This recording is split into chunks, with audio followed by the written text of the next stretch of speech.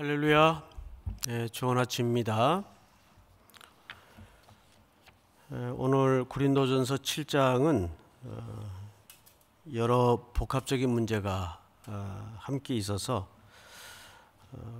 좀 범위를 좁혀서 말씀을 드리도록 하죠. 오늘 원래 그 순서대로라면 24절까지 했어야 되는데 너무 범위가 커서 9절까지만 오늘 새벽에 다루도록 하겠습니다. 우선 오늘 그 1절서부터 좀 오해 소지가 있습니다. 왜냐하면 헬라어는 그 원래 인용 부호가 없어요. 인용 부호가 없어서 이게 고린도 교회 성도들이 했다는 얘기인지 또 사도 바울이 직접 자기 견해를 얘기한 건지 이 번역을 그대로 하다 보니까 좀 헛갈리게 되어 있습니다. 그래서 그 부분부터 정확히 좀 풀어가면서 말씀을 나누도록 하죠. 너희가 쓴 문제에 대하여 이 말부터 좀 풀어가도록 하겠습니다. 너희가 쓴 문제라는 것은 고린도 교회 성도들이 교회 안에 일어난 어떤 갈등과 문제에 대해서 자기들끼리 해결이 잘 안 되니까 바울 선생님에게 앞서 서신 형식으로 질의서를 보낸 겁니다. 그 얘기를 하는 거예요. 너희가 쓴 문제에 대하여. 어떤 문제냐? 그 다음 볼까요? 남자가 여자를 가까이 아니함이 좋으나. 자, 이 말을 이제 많이들 그 번역 과정이나 주해 과정에서 오해를 합니다. 남자가 여자를 가까이 아니함이 좋으나, 이 말은 바울의 의견이 아니에요. 교회 안에, 특별히 고린도 교회 안에 벌어진 일부 잘못된 금욕주의자들의 주장을 얘기합니다. 그러면 이걸 풀어놓자면 이런 뜻이 돼요.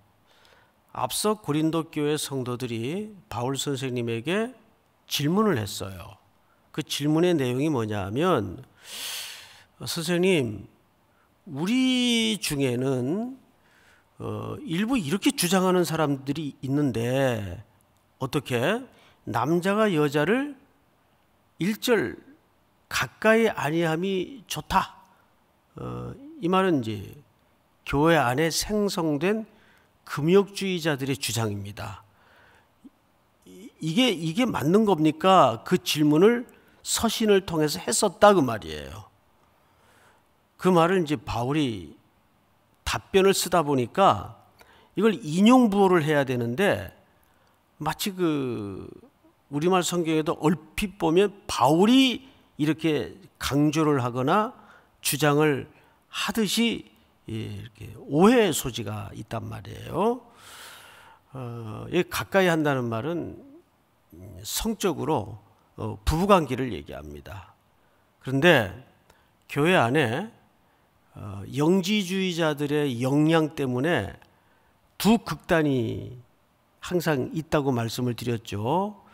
그래서 고린도 전서를 우리가 이해하는 과정에서 이 영지주의의 사상과 특별히 헬레니즘의 그 뿌리를 이해하지 않고는 이들이 왜 이런 주장이 발생하게 되었는가에 대해서 잘 납득이 어려울 때가 있습니다.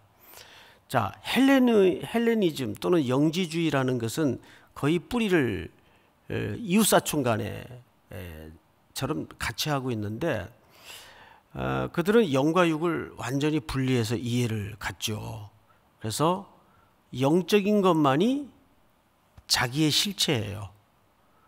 그래서 여기 두 극단이 벌어졌다고 말씀을 드렸어요. 하나는 뭐 육체야 어차피 육체가 요구하는 대로 쾌락이나 또는 방임주의 쪽으로 흘러가는 일부 극단이 있었고, 또 하나는 6장 몇 절을 보시냐 하면 12절을 보세요. 이거 앞서 다루었던 본문인데 한번 봅시다.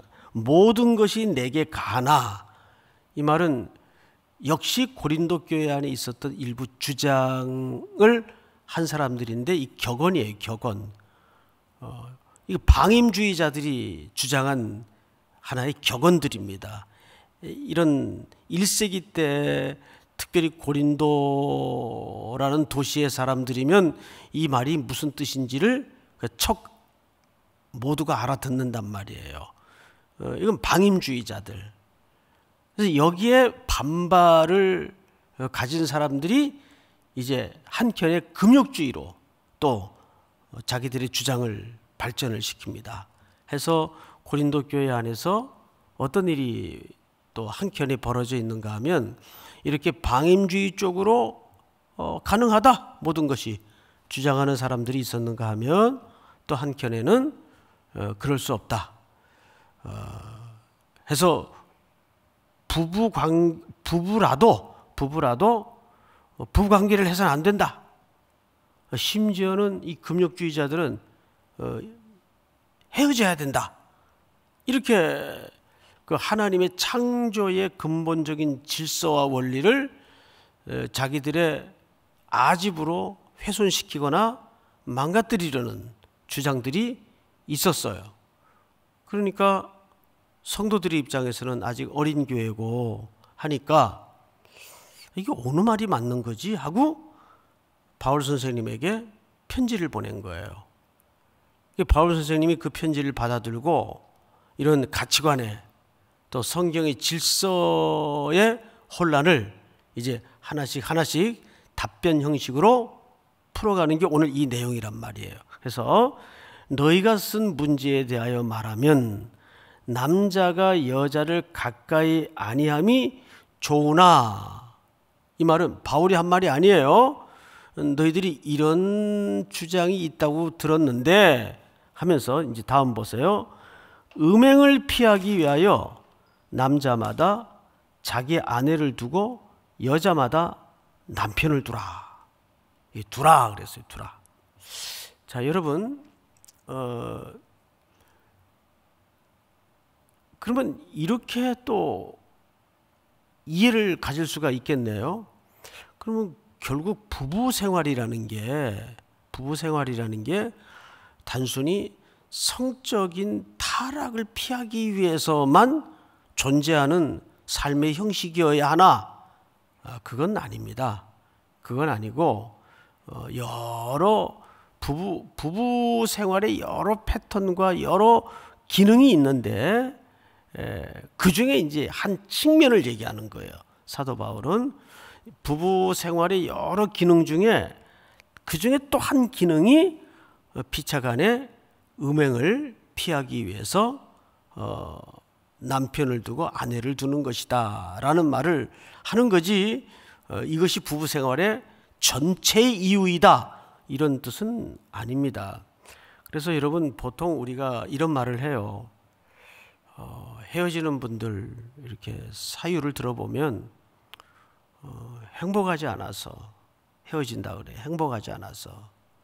근데 그건 부부 생활의 성경적 질서 속에 큰 오해입니다. 결혼 생활의 전체적인 가치가 행복에 있지 않습니다. 결혼 생활의 전체적인 가치는 성경대로라면 오히려 행복의 가치보다는, 물론 그런 요소도 당연히 있어야 하겠으나 그것 못지않게 중요한 가치를 성경은 거룩이라고 정의합니다. 거룩. 해서 성경에서 결혼의 질서는 하나의 법적인 계약 관계예요. 그래서 여기에는 행복하지 않기 때문에 결혼 생활이 불행하다. 불행할 수는 있겠지만 그래서 그것이 결혼 생활의 파탄을 가져오는 전체 이유가 될 수는 없단 말이에요.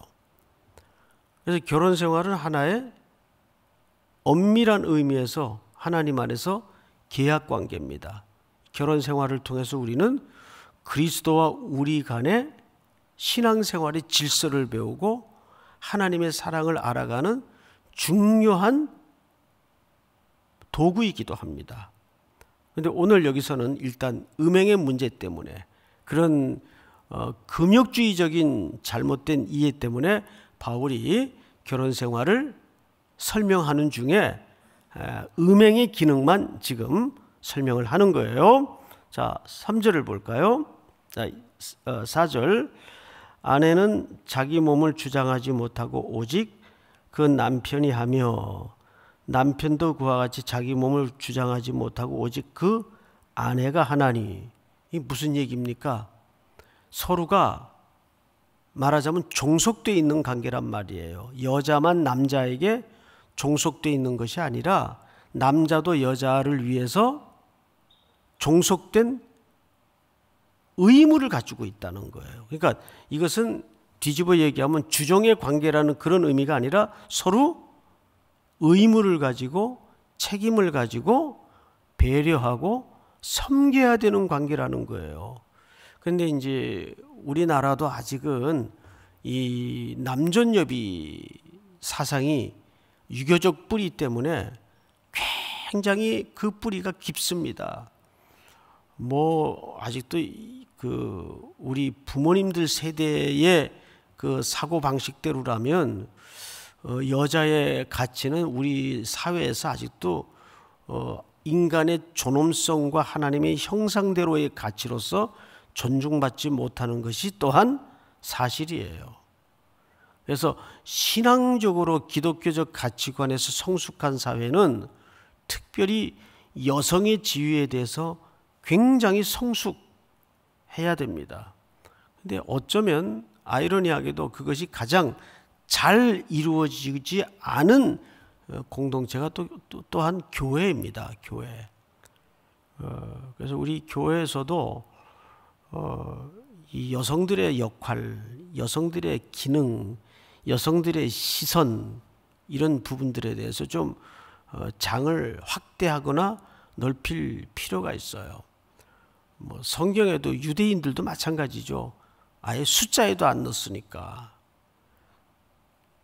우스갯말로 남존여비라는 게 남자가 존재하는 한 여자는 비참하다. 준말이라고 비아냥거리지 않습니까? 영국도 그래요. 영국도 문헌을 찾아보면 여자가 도서관에도 못 갔어요. 그리고 여자가 책을 읽으려고 도서관에 가려면 허락을 받아야 됐어요. 이게 아주 참 그 미개한 문명이었죠.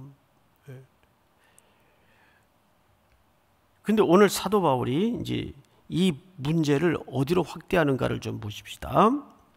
5절. 서로 분방하지 말라. 다만 기도할 틈을 얻기 위하여 하루 이상 얼마 동안은 하되 다시 합하라. 이는 너희가 절제 못함으로 말미암아.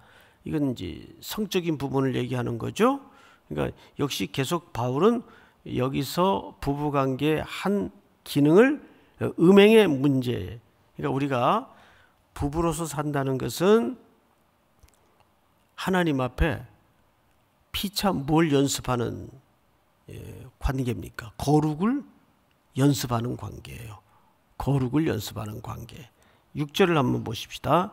그러나 내가 이 말을 함은 허락이요 명령은 아니니라. 나는 모든 사람이 누구와 같기를 원하노라. 자기와 같기를 원한대요. 자, 이제 이 문제 때문에 바울에 대해서 이제 신학자들도 아직 왈가불가 논란이 많습니다. 크게 두 논란이 있어요. 바울은 모태솔로냐 아니면 돌싱이냐, 또 돌싱에서도 사별이냐 이혼을 했냐 당했냐, 여러 이제 장르를 나누어서 바울에 대한 논란이 있습니다. 근데 바울이 여기서 분명히 이렇게 얘기를 해요. 나는 모든 사람이 나와 같기를 원하노라. 그러나 각각 하나님께 받은 자기의 은사가 있으니 이 사람은 이러하고 저 사람은 저러하니라. 이 말은 무슨 얘기입니까?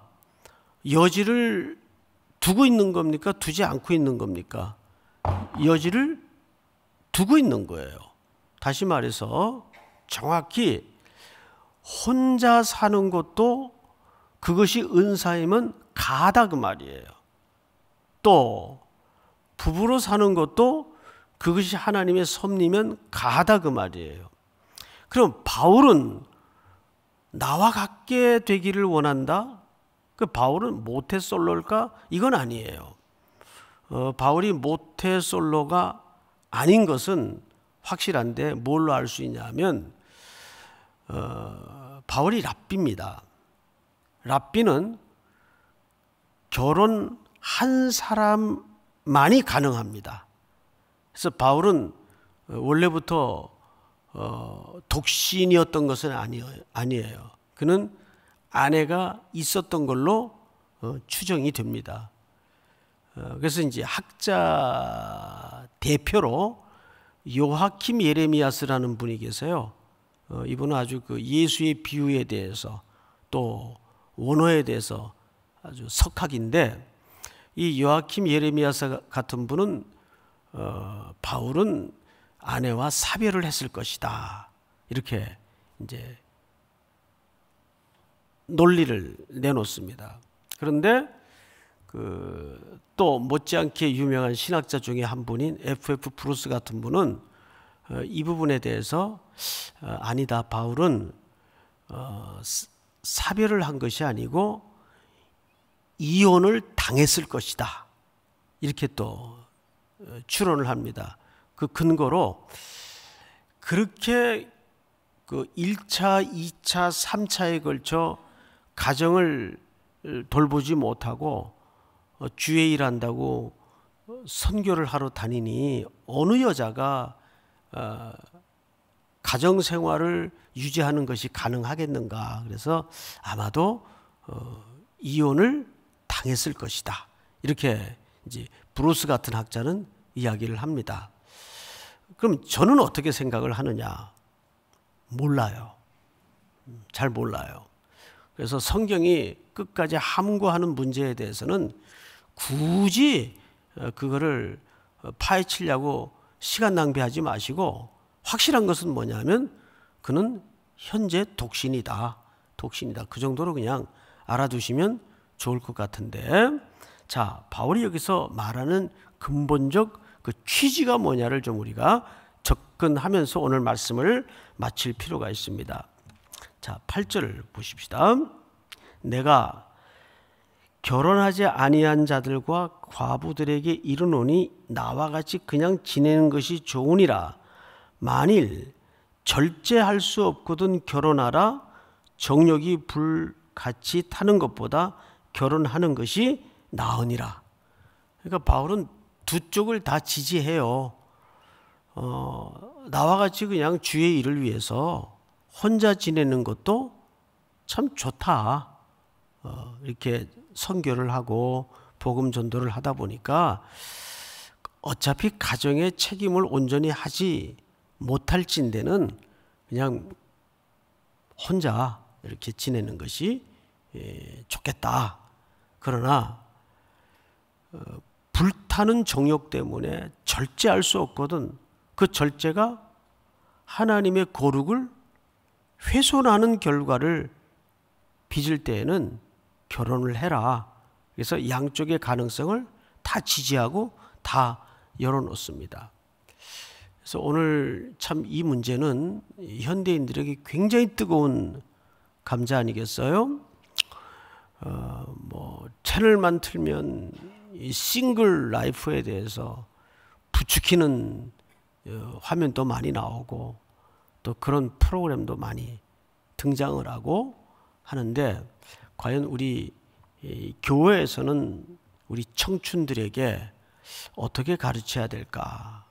이게 참 목회자의 한 사람으로서 고민이 아닐 수가 없습니다.